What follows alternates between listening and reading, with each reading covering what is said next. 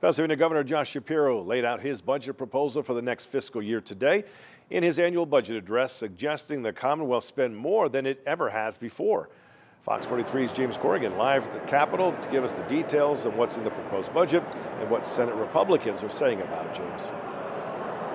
Well, Evan, this budget passes $50 billion for the very first time, a $51.4 billion budget. That's an 8% increase roughly from last year. But those Senate Republicans, as you mentioned, Evan, they are zeroing in on what they see as a future budget shortfall to come, even as Governor Shapiro touted the future of the Commonwealth.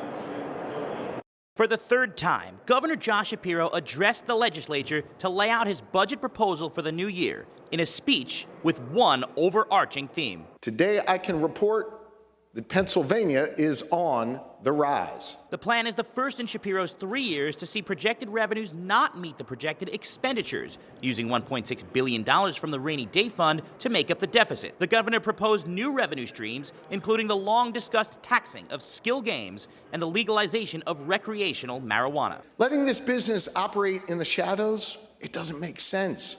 And by doing nothing, we are making Pennsylvania less competitive. We don't have the money for everything in that budget. Senate Republicans pushed back on Shapiro's proposals, balking at the notion of what they refer to as a structural deficit and accusing the governor of inflating his own revenue projections on the new proposals. Let's have a tax on adult use recreational marijuana.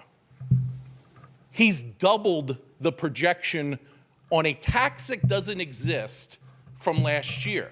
The governor proposed another significant rise in education funding with $526 million additional dollars to fund the state's least wealthy schools, and proposed an acceleration of cuts to the corporate tax rate by 2 years. Let's be more aggressive and speed up these tax cuts by 2 whole years so we can compete more effectively and unleash our Commonwealth's full potential.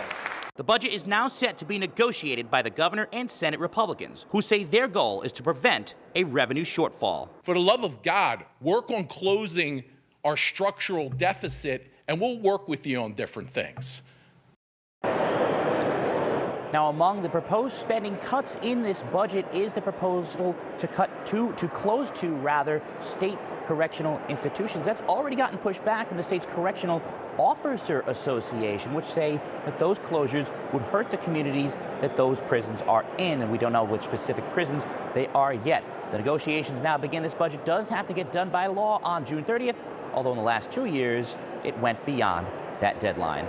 Live at the Capitol, I'm James Corrigan with Fox 43 News. All right, James, thank you very much.